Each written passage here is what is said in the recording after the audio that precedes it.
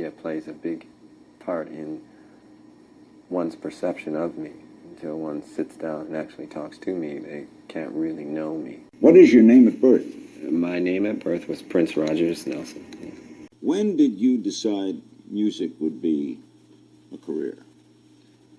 Well, I learned early on this was what I wanted to do. Maybe about 12 years old, I knew that this is what I'd want to do the rest of my life. I believe in God. There's only one God.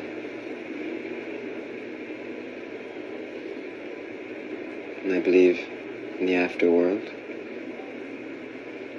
Hopefully, we'll all see it.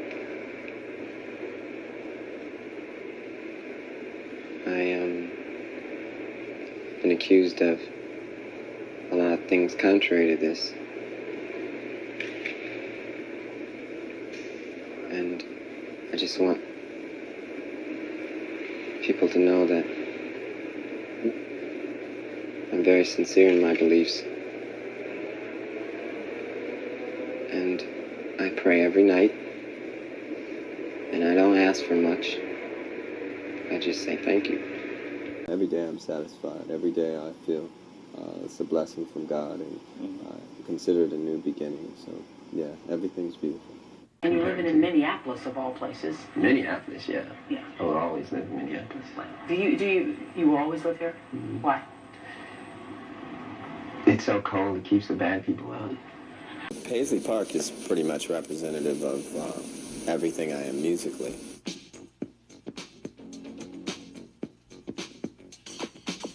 I love Minnesota, and I've lived here all my life and plan to stay, so I wanted to have all this at my fingertips so that I didn't have to run out to LA back and forth in New York, because that's a different atmosphere, and I found that you tend to reflect whatever it is that's around you, and so I wanted peace around me, so I stayed here so that I could reflect peace.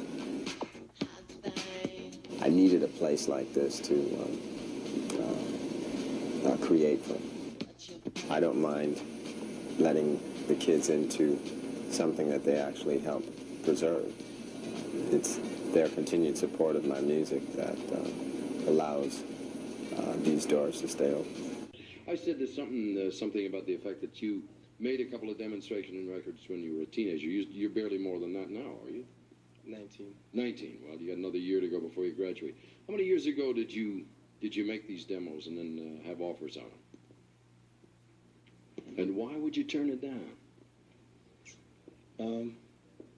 They wouldn't let me produce myself. You were 15 at the time. Yeah. Would they think you didn't know what you were doing? Don't know. Were you ever disappointed that you didn't let them do that to you? No. Did somebody tell me you played every instrument on this album? Is that correct? Maybe. No, that's it. You're very shy, modest. How many instruments do you play?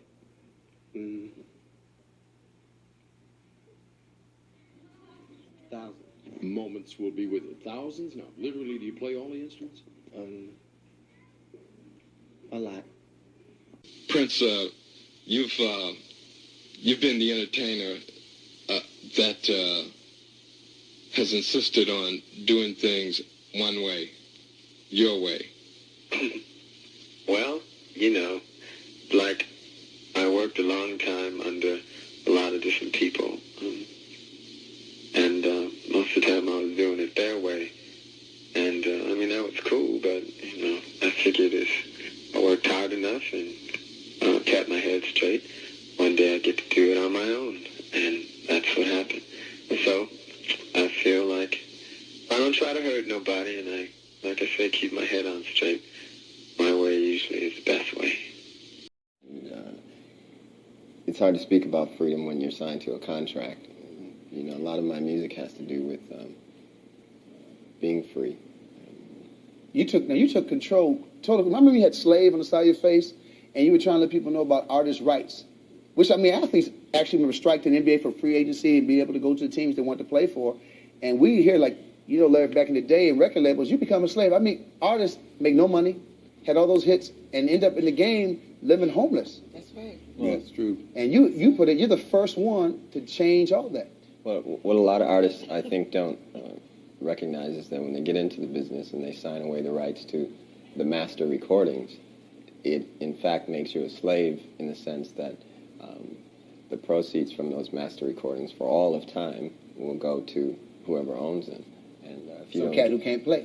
well, you said it, I did. And what we've been trying to do with New Power Generation, what it stands for is the creative freedom and financial freedom to run and operate your own genesis, so to speak, so that you reach a much brighter revelation. You started here, I see, that's great. For all those times you were walking around with slave on the side of your face. What was that all about? To clarify that, so people don't get the wrong impression, I never meant to be compared to any slave of the past or any slave of the future. The slavery that I had undergone was in my mind, and as well as the business that I was in. We inked a $100 million deal with Warner Brothers, and that turned out to be a little less than desirable. $100 million did? The whole deal? Yeah. What all that meant? Yeah. It's like I was saying before, that you can go into record, you can go into do some form of art, and if you have any sort of chains on you, it's not going to come out as cool as it could be. So you felt, as an artist, enslaved? Yes. It sounds like you've grown. No, I'm pretty much the same. Yeah. Yeah. Yeah. I really do feel I have inside. But I'm wondering, for starters, whether or not you still, when you're out on the tour, enjoy playing your old stuff. I've read stuff that says you like your old stuff and you enjoy other stuff that says you're burnt out on playing that, you're tired of playing certain songs. What's the story on what you like to play in concert? If there were any statements made by me about not enjoying playing old music, it was probably when I was still tied to the contract with Time Warner. Once I got out of the contract, I started to reevaluate my trip, and I realized that, these are like my children, and in this upcoming year, 1999, we're going to make a valiant effort to regain ownership of the master recordings. They are a representation of me, and they will be all that will be left upon my departing of this experience. I wanted to go there in the conversation. You know I want to go there. We've already discussed we're going to go there. Since you mentioned Warner, let me pick up on that segue and run with it. It is not lost on any of us that you had, for lack of a better word, a pretty bizarre, if not nasty, egregious split with Warner when you left. Back up if you can for a little bit and tell me about what happened, why you left Warner, why you felt so visceral about that split when you left. Well, it was a long brewing thing. To put it in a quick capsule, once I really realized I wanted to be out of the contract is during the time that we released Most Beautiful Girl in the World. Now, that master recording I owned, and I was allowed to step outside of the Time Warner family to promote and distribute the record, and I had a worldwide hit. Now, that was during a time when, you are quote-unquote not happening anymore, and you're not cutting edge anymore, and these particular types of descriptions. So that just sort of whet my taste buds as to what I wanted to do with the rest of my life. I think I'm better suited to market my own music. I am in a situation now with New Power Generation Records that I can take the music and repackage it and sell it in various arenas, the internet, direct to consumer, all kinds of things, at concerts.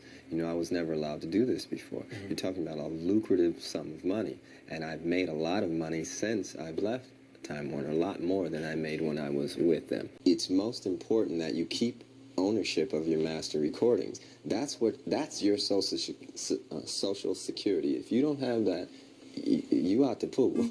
You're straight off the meter. And if we don't start stating that first off, if we don't start getting that right first off, all else will fall afterwards. Now you have total artistic freedom. Total. Total. I don't have a boss. I'm smart enough not to. This record is really important for me because it's the first time that I've recorded an album, a complete album, in a state of complete freedom. Will we feel the emancipation? Yeah, I think so. What you have to understand is that I play most of the instruments myself. So when I go in to do the guitar track, this is a happy, free man recording. We're going to hear what freedom sounds like, America.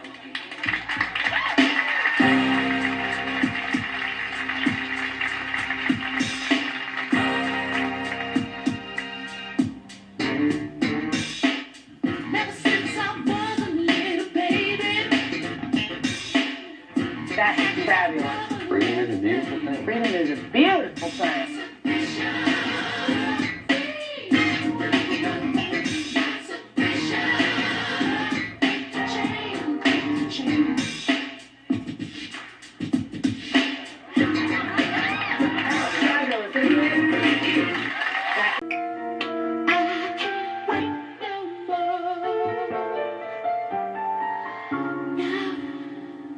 Let's have a baby.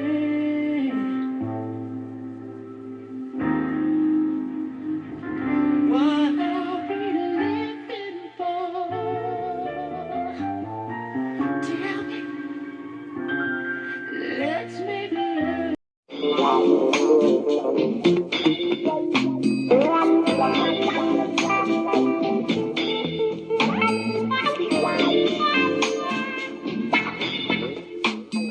Strangely beautiful, beautiful, strange.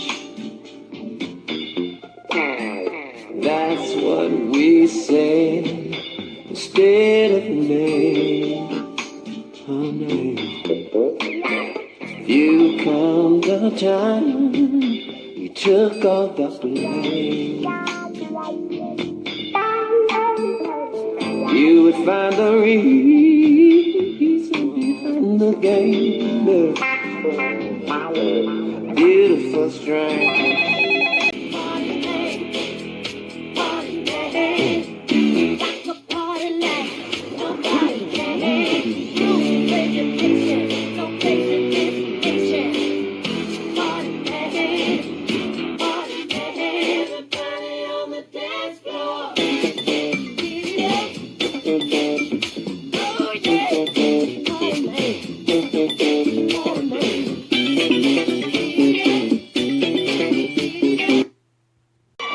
Now you know this is history in the making, because all those years you've been out there, we never heard you speak.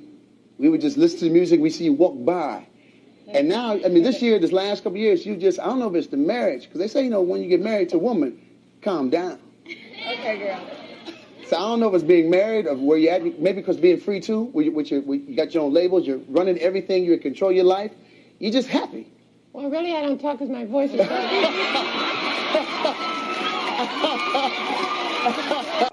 We know you as a very mysterious man. You don't do a lot of interviews. You're very sweet, but you're very much to yourself. And shy? I wouldn't say. Okay. So, I mean, when you go on stage, you're a different person. So, but off stage, you're very quiet and very mysterious. What is that all about? I'm just that way around you. You yourself know how to play many instruments as well. How many do you know how to play? Thousands. Thousands? Yeah. Well, what's the most obscure instrument you know how to play? I can play pretty much anything. It's whether or not it's good is... How important is the bass? Oh, man. The bass is... That's it. It's B-A-S-E, not B-A-S-S. That's a fish. B-A-S-E. Never like any rivalry between you and Mr. Jackson? Not to me, no. Okay. So I love the story of you, there's all these Prince, I'm sorry, That's the guy you used to be. This is the story of you turning down Bad. Well, you know, that Wesley Snipes character, that would have been me. All right, now you run that video in your mind.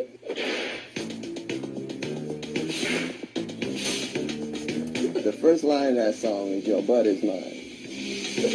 Your butt is mine. Now I said, who gonna sing that to whom? Because you sure ain't singing it to me. And I sure ain't singing it to you. So, right there we got a problem. Did you see the episode of Dave Chappelle? Oh yeah, absolutely. What do you think of that thing? I loved it. That's a true story, by the way. The Charlie Murphy story? Oh yeah, that's real. So you guys got together and you guys play basketball? Oh, definitely. And you got game? Oh, definitely. And he don't. And he don't. Yeah. And be honest, it ain't that I'm that great. He's just so bad. Is that right? Yeah. Did you have pancakes afterwards? Well, I didn't make them, but we had pancakes. Yeah. No, I loved it. It was good. You know, what was cool too is Dave came over. He came to one of my shows after, and he's going, "Did you see the skit?" I said, "Yeah. Come on, sit down." And then we're just sitting, chilling. We've been there like 2-3 hours, whatever. Right. And then out of nowhere, I just said, "Dave, want some pancakes?" You just look wonderful. You know. I'm gonna leave you all. I haven't had breakfast yet, so. No, you can't. You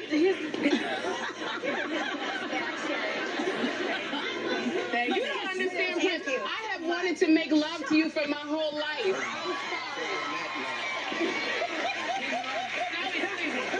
You're scared.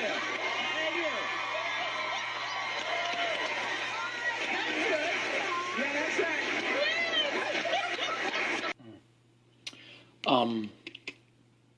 There are 4 songs that I want to ask you about, and I did what I have never done before, which is to actually print these lyrics out.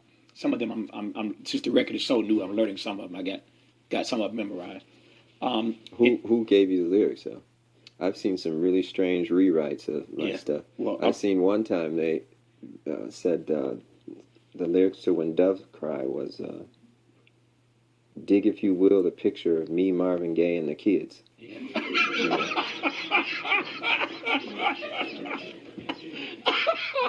Well, you know what? And then there was another one. This person will go unnamed. Yes. She didn't speak the English language too good. Right. She had a really cute daughter, so that's why we was acquaintances. Yeah. But she swore up and down, Little Red Corvette was "Pay the Rent, Collect." Yeah.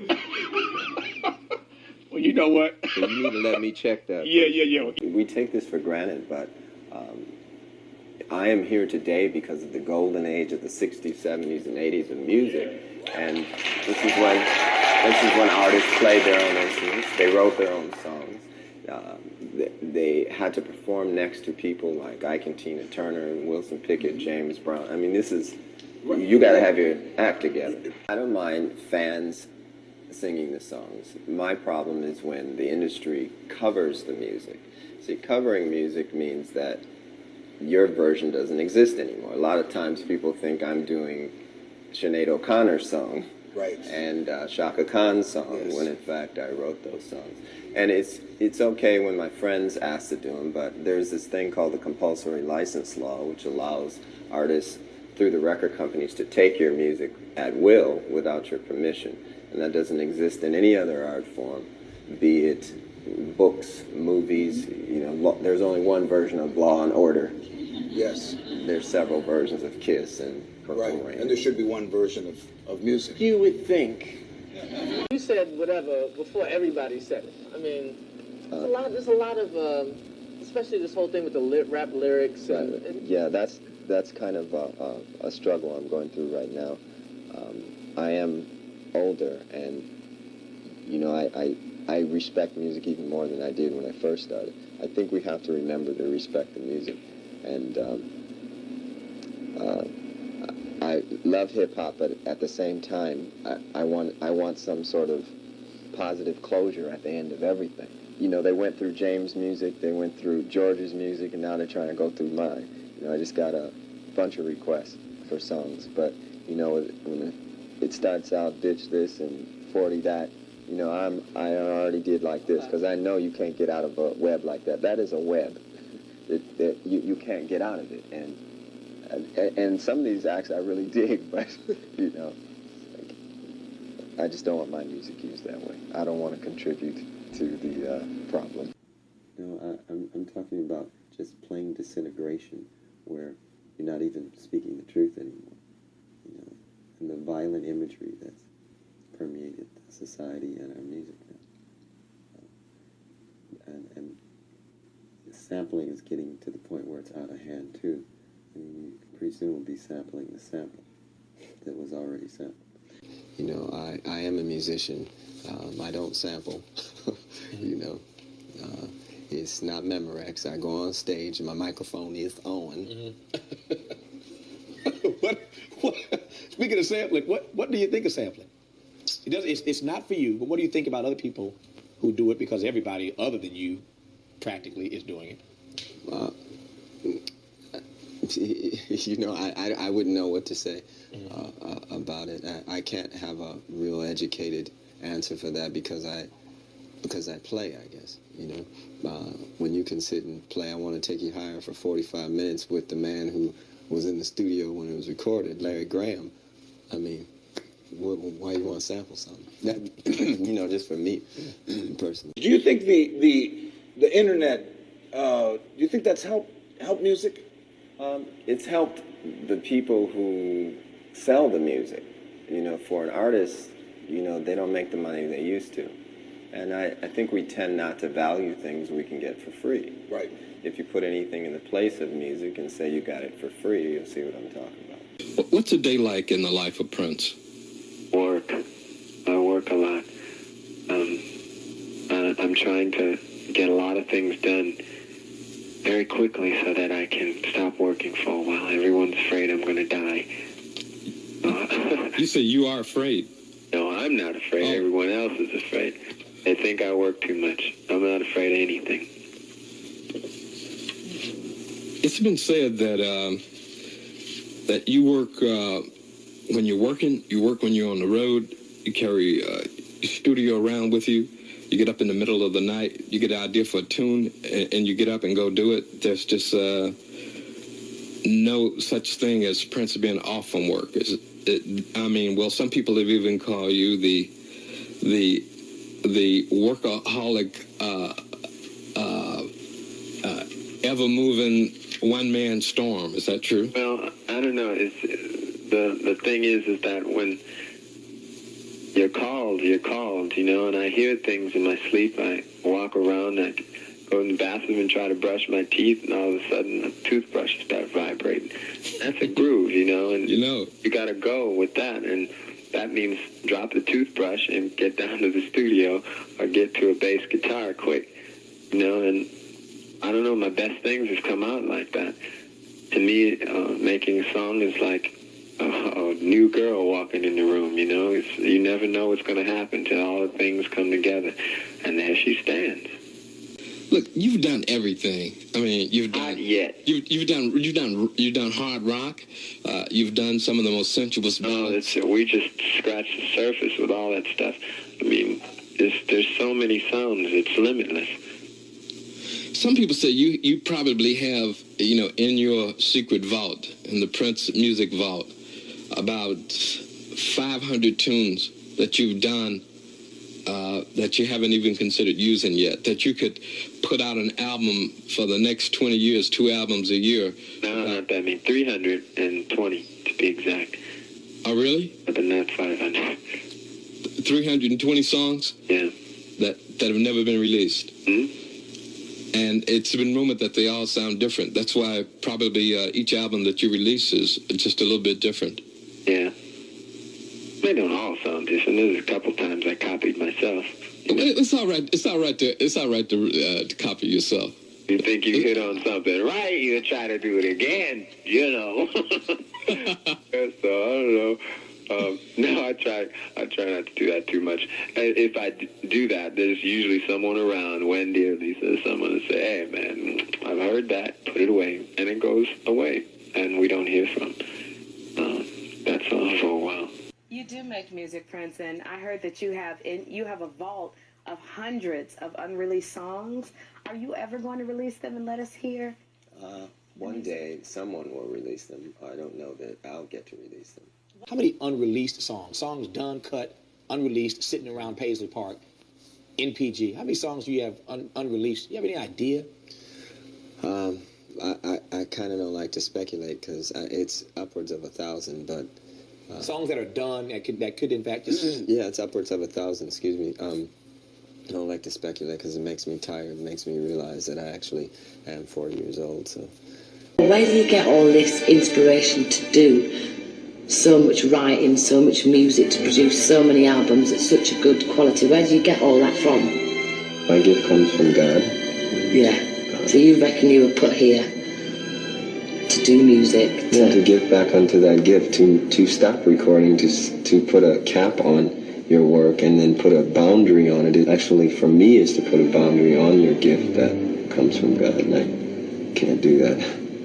I write so much because it is therapy for me. You're evolving your spirit, actually, every time you go back into the well and examine Better yourself. Yeah.